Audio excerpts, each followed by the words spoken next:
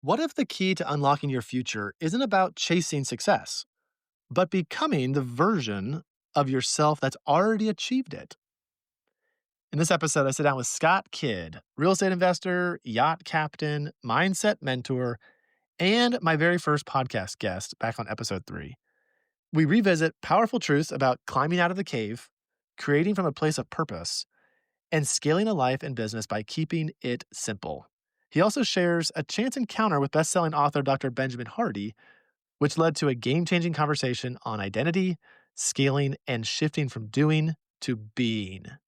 If you're feeling stuck, siloed, or spinning too many plates right now, this episode will help you simplify, refocus, and reconnect to your purpose. Take a deep breath and let's dive in. This is kind of cool. You were my first interview when I started. So I had, the origin story and then Scott Kidd. Yeah.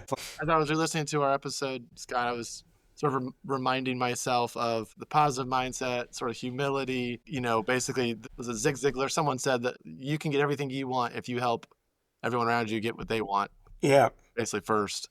And just that mindset of giving and helping. Yeah. So for those that want to listen to it, episode 3, Scott and I kind of go into the yacht captain, Yeah. Jamaica, kind of came from nothing. He had $20 in his pocket and was plopped in. Yeah.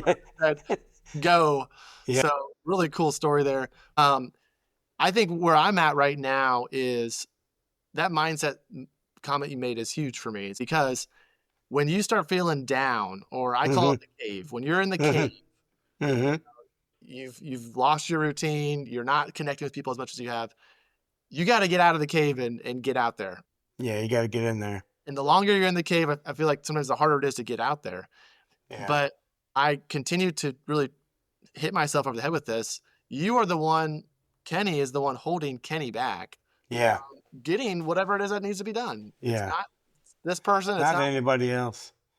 It's not where I live. It's not my car I drive. It's not right. It's not the job. It's not anything. It's Kenny. It's Scott. Like if you can't find your way out of the cave, you're not going to find your way out of the cave. Yeah. Yeah.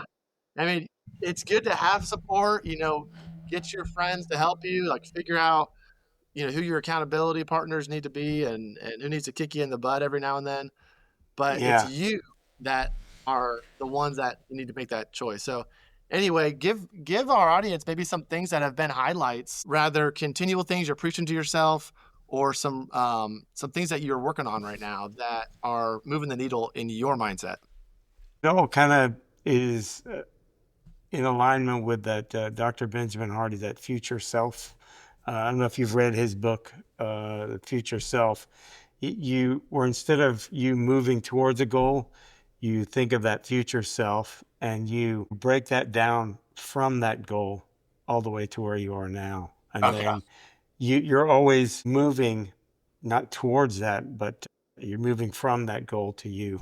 Because whatever that future self is, you start doing and being that person now. And you get there and you'll find that probably you'll have passed that or surpassed that pretty easily. So the idea, like you've already done it, you're just moving toward there.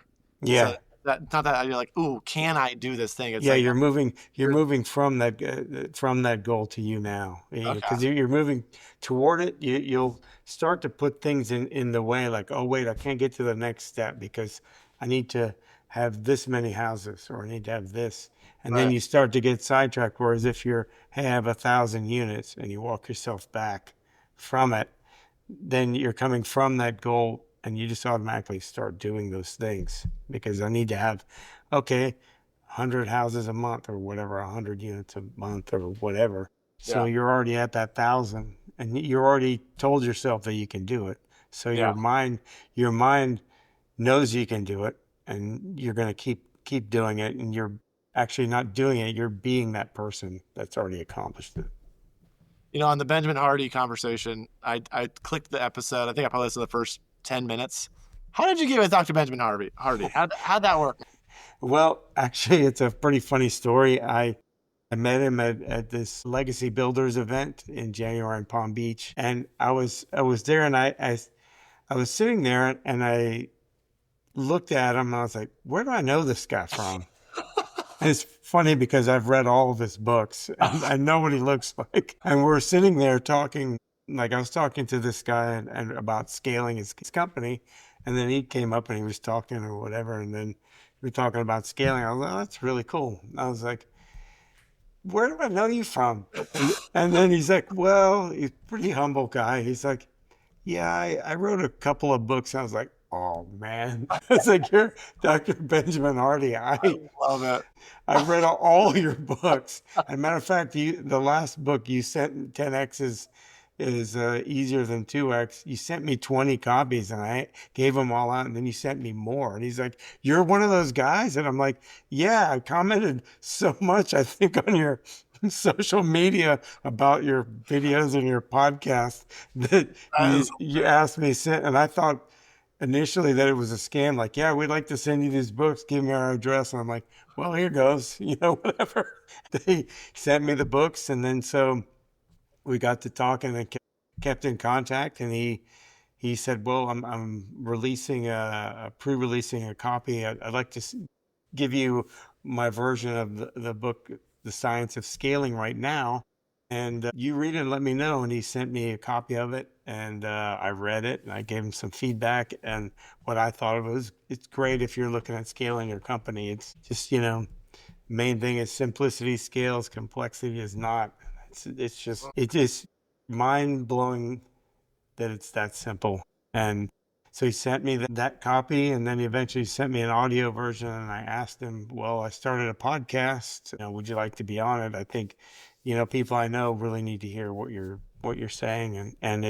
We released it in the same week that his book was released because he asked that we do that, and we did that. And he said yes, and because I think his assistant asked me like how many, you know, subscribers or how big is your audience? I don't know. I just started. And I was well. like, well, but somebody always said like, well, if you don't get it if you don't ask. So I asked him, and he's a gracious guy, a very nice guy. He's got 7 kids, so you know, Give our hey, audience a teaser for that episode so they can go check it out.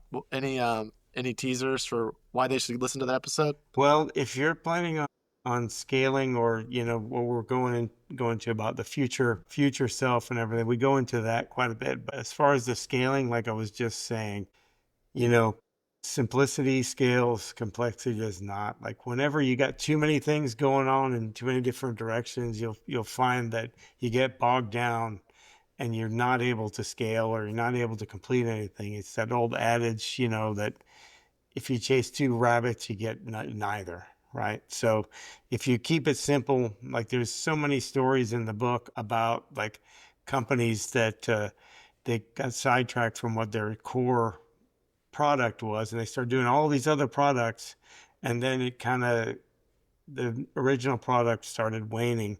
And when they got rid of all those other products and went back to the original source of what was making them, making them the most, they just like scaled really. Because having worked for a lot of these billionaires on the yachts and stuff, what I've found is sure they have a lot of different income streams. They have that now, but they were all became really good at one thing first. They did that and they were the best at it, and they still are the best at it. And then that brought all those other income streams. So you can't like start with a bunch of different income streams. Focus on that one thing. Just the people around me, and continue to reach out and meet people and you know, revisit a lot of relationships. Like, that's why I reach out to you again, because I hadn't talked to you in a while and we had great conversations, very positive.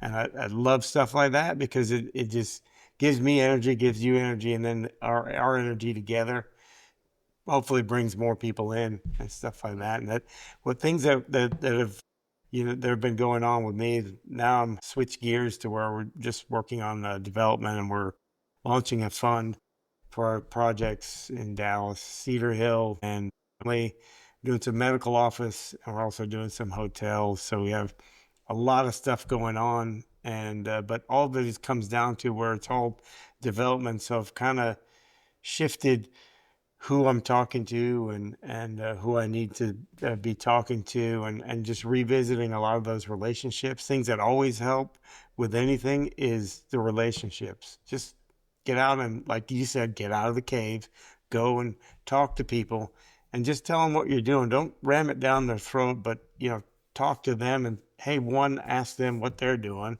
and then they'll usually ask you what you're doing, and you tell them. Don't monopolize the conversation, but just tell them what you're doing, and you're like, this is what I've been working on, and going forward, our fund, I know, is going to be a multi-billion-dollar fund, just because of the development group that we're co-developing with. They've already built in the billions and stuff. So, and all these assets are institutional grade.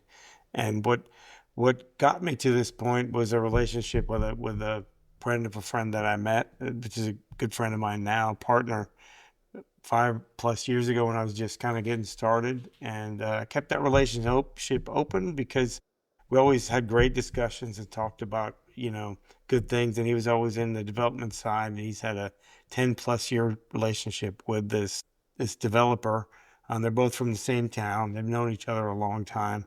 And I would say, if you're struggling, just double down on those relationships. Go through your phone and see who you have in there, and just start smiling and dialing. I heard somebody say that. Just start dialing, check in with some people and see what's going on, smiling and dialing, and just keep doing that until, you just let people know what you're doing, and, double down on those good relationships, make those good relationships great.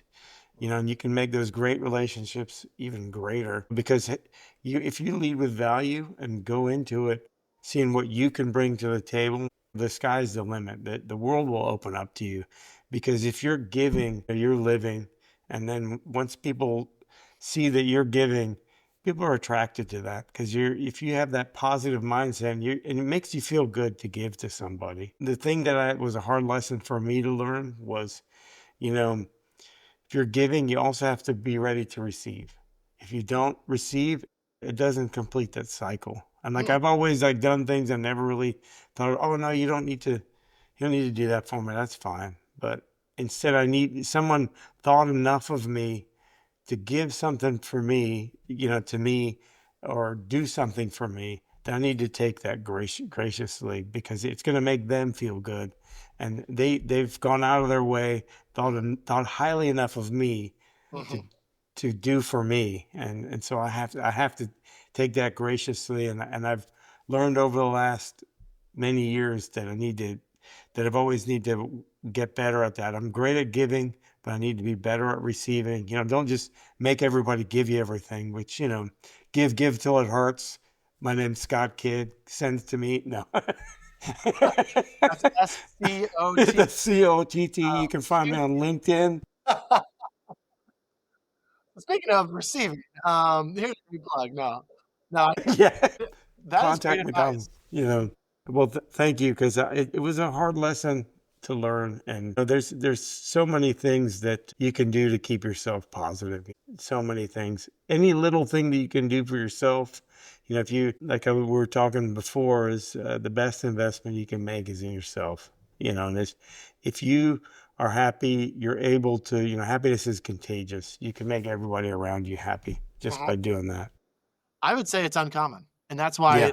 it's so great, is because I shouldn't say everyone, majority of people that you see are having a rough day, or they're in the dumps. And if you're having a rough day, you may need some encouragement, but most likely you can turn that around from just, I like the smiling and dialing. I like the, when you're giving, you're living. Yeah. All sorts of good things you're dropping here, Scott. But Yeah. Just, it doesn't cost anything to be nice. It doesn't cost anything to smile. amen. If you smile at somebody, they might be down, and that could be, not to be selfish, but that could be, everyone's not up all the time. Everybody needs help sometime. We all do. No, I love it. I was given advice from kind of a friend's wife on Facebook. I put out that I was going from 2 kids to 3 kids, and I said, if anyone has any advice on turning to 3 kids, let me know. And one of my friends reached out, and she said, more of that lesson of, hey, when someone wants to like help you with something, don't be Let like, oh, we're good. yeah, let Say them. yes. Like if just let someone Yeah, help like clean her house or give yeah, her yeah, or just play with their kids for like an hour yeah. Let them. sitting. She was like, some of those things were just so helpful. And I'm all about community, sort of that village mindset Yeah, yeah, with my son. I'm looking for other men in my life who I respect to help, yeah, speak into my son's life. And, yeah, vice versa. I want to help, maybe with their kids. So yeah, I'm all about that. Like that kind of goes yeah. That's back to great. getting out of the cave. Yeah, Any no, thoughts? that's great. Because especially like as men, we aren't as good at communicating, and we aren't as emotionally intelligent. Just I hate to generalize, but especially with us, I we don't. agree. Oh no, I'm good. I got it. I got it. No, I no, got no. it. Yeah. No, I got it. I got it. Yeah. And then you don't got it. You don't got it. You don't.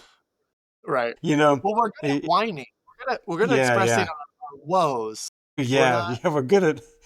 We're good about not asking for help and then bitching about it. We're But so good. I've learned, yeah, I've learned to kind of just just kind of accept the help and talk more, like especially like just on the boats over the last many several decades and stuff. Just that if I'm open and talk, then the other guys will be open and talk, and in my own life too. Like a lot of times as men, we don't have those conversations that women have that that are very helpful to them. They get it out one way or the other. A lot of times they're better at talking things out. Us, we're not there yet. Some are better than others. I would say, actually, surprisingly, the younger generation is a little better at expressing themselves with those emotions, except for the ones that are heavy into the phones and the social media. Yes. Yes. Well, hey, if you don't mind, if you've experienced something recently where you either were vulnerable with another guy or you've tried this technique, I don't know, something that you could maybe say as a case study, either someone you know or yourself, to kind of open up those gateways or other certain people in your life. Actually, before you answer that, one thing I've heard at church recently, which I think is great, you basically have like 5 people in your life, Hmm. like max, who Hmm. are like your close circle. So like in your Hmm. entire life, I mean, and of course, I'm sure this varies. Yeah. So I don't know if you have 5, but in regards to like opening yourself up or commuting or communicating, networking, has any stories arise from that? Well, actually, when we were discussing earlier with my friend Eddie Austin, we started another podcast about mindset and stuff. And the reason why we kind of started it, it's called the Inner Circle. The inner compass, trying to find your true north. But we started about mindset and stuff, and the conversations that we have, they keep getting better and better. And I've said to him many times, it's like these are conversations they don't get to have with a lot of people most of the time. It's, Mm, like we've discussed, like, with our kids and stuff, and like one thing that I shared with him was when there was an older gentleman. He said to me, and he's since passed. He was a great guy. He said to me, he's like, "Well, look, chances are your kids are probably going to be fine. They're going to be good kids because you and your wife are good people. So your kids are going to be good. But watch who they hang around with, and stuff like that. And I really thought about that, and I we kind of doubled down and focused on like who they were hanging around with, and we had. Later on, when the kids got older to the high school and stuff, we ended up moving to a smaller town, which was a big influence with them. And I think things like that are really good because, what someone else said to me was that, because I was working a lot, there was a time where I was managing multiple boats and stuff. And, I thought I was making more money, but I, penciled it out.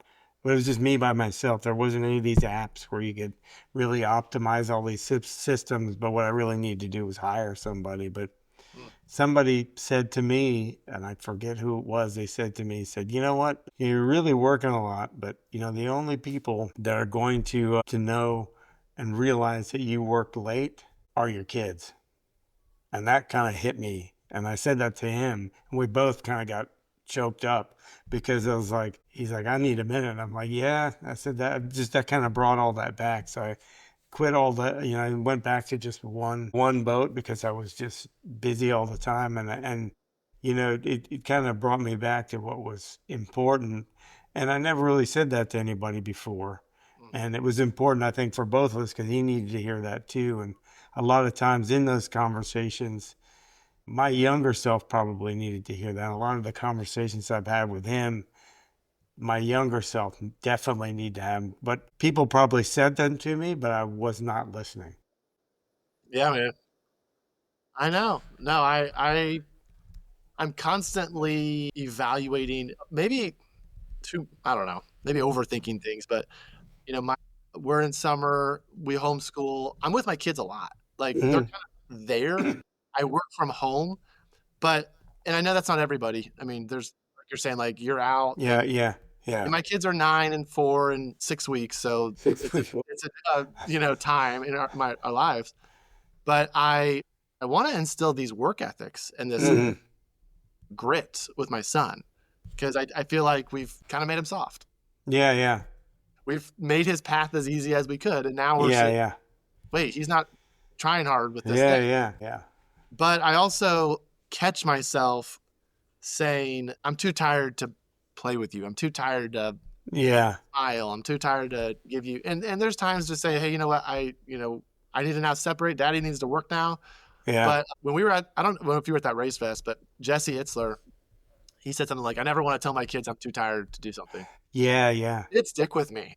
yeah, And yeah, I fail on this a lot. So I'm not trying to say like I got yeah, it. yeah, But yeah, what is it the morning when I first wake up that I'm too tired for them? Or is it the end of the day when I'm too tired? Is it the middle of yeah. the day when I'm too tired? Pick your too tired. But any thoughts on some of those things with, Well, the what has kids? worked for me with the kids and everything, and just going through like reevaluating everything that I'm doing, and going back to that, like, well, what's important, and getting rid of all that other stuff. And that thing where I said the only people that are going to know that I work late were my kids. So I'm like, well, okay. I read this book one time, and I forget the name of it, but it said in there, schedule what you really want in your life first. So schedule the time with your kids too. And I thought, calendaring and all that stuff, it was going to fill up my calendar. I was going to be so busy. But you know what? When I calendared, I ended up just getting more stuff done because I focused on those one or two tasks at a time. Whereas the calendar is open, you have a tendency to just kind of go off the rails, go here, go there, and then you end up not getting as much done. But if you calendar, by the time, 4 o'clock rolls around, or whatever time you want to finish, or, you're done, and you're like, I've done enough for that day, and your head can only take so much. I mean, you could keep going, but a certain point, I always say, when I start to become unproductive and start like just kind of just Drifting. faffing around a little bit, it's like, okay, I either need to take a break and come back, or I need to just scrap it for the day. And so that has helped me a lot, and I've known other people that have kind of doubled down on that, and that's helped them just, you know, and review yourself, like at the end of the day, Yeah. end of the week, end of the month, just say, okay, what worked? And I did quite a bit of coaching as well with Dr. Jamil, and he gave me these exercises to do, like a weekly exercise, what worked, what didn't work, rate yourself, and just be honest with yourself. Like, don't give yourself all tens. If it is, you wouldn't be doing the exercise, Right. or you wouldn't need to, or Right. you wouldn't need to review at all because everything's amazing. Things like that, little exercise, and then check in with yourself and just say, hey, look back at what you've done, like maybe some stuff you did with your kids to remind, like, okay, yeah, I'm doing that. I get to do that today with my kid. That's helpful because my one daughter, she's coming home from school today, and the other one's going to be leaving shortly, as we were talking about. So it's the four of us are going to be here again, and then the next time, she's gone again, then it's going to be quite a bit time before all four of us are together again. So we're focusing on that this weekend, and you really have to just make that choice. Yeah. Well, thank you for making time today, Scott. Part of the show, I don't know what the ratio is with business and fatherhood and mindset. Yeah. But I do want to leave a little bit of a business, maybe education, because I'm continued. One of the number one conversation I have with investors is, how does syndication work? What exactly do you do? And just sort of that, like, tell me how it works without going into the 101 No, no. Yeah, yeah. for you. So like if someone says, "Hey Scott, what is it that you do?" Give us like that, I don't know, 1 minute pitch of like breaking it down just to let people understand, number one, what you do, but also like, why is that helpful with what we're talking about with doing the most important things? Well, the syndication is really helpful, because it allows you to passively invest with a bunch of other people. Really you have, just breaks it down. It's pretty simple. With syndications, basically, you have general partners, GPs, and LPs. And think of it as the GPs are the ones that are doing the operations, getting the toilets fixed and doing on the day to day, paying the bills and stuff. And the limited partners, the LPs, are the ones that put up the bulk of the money, and they get usually the lion's share of the returns and stuff. And with that said, by myself as a certain net worth or what have you, I can buy property worth X, but with a syndication, I can buy maybe a 10X property with a multiple of other people, but I have a smaller share. But if I invested passively, I'm probably making the same returns or better, and I'm not having to get the calls at midnight and doing toilets and everything else. Yeah, no, beautifully said. I think that's one of I must call it the secret. Syndication is Yeah, the secret we're talking about. And of course, there's different due diligences. People may yeah, want control. And some people are like, you know what? I had the control, hated it. And that's been yeah, my story, is like, my goal was 15 houses, 15 yeah, rentals, and a few flips yeah. along the way. I got to, number 8. I was like, I don't want to buy any No, more rentals anymore. no, no. I want to stop buying rentals. What do I do? Yeah, So it's been yeah, a great tool for me and my investors as well. But yeah, for anyone that's interested in more of what teams that we're working with, Scott mentioned this multi-billion-dollar development stuff in Dallas. Please look him up. Most of my audience, I think, is probably local to me in South Carolina, but people like different markets for different reasons. Family, yeah, vacation. I was told, and I still agree with this, the best market to invest in is the one you know the most about. And yeah, of course, like, hey, this is a terrible market. Okay, so you know a lot about it, so don't invest there. yeah, But hey, I know a lot about this little town in this spot. Okay, that might be a good place to invest in because you know it very well. But if there are big teams that are doing things in different markets, like Kansas City, which is where I invest, yeah, yeah. some locally, Same here. Dallas, it's a good reason to say, okay, market's good. Now let me learn more about the team. Yeah, So hopefully this episode gave our audience a little more about Scott and the mindset and just kind of what it takes to push through some of these limitations that we have. Scott, we're going to be wrapping up here. Anything you want to leave with our audience? I'm excited that your daughter's coming into town. yeah. Anything to our dads out there that could be a boost of encouragement or challenge? Well, just like I said, keep repeating, the best investment you can make is in yourself. I firmly believe that. The thing I want to reiterate is that there's always options and opportunities.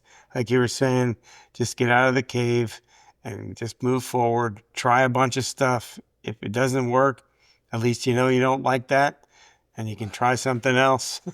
And just keep trying Perfect. till you figure it out, because that's what I did, and that's what I continue to do.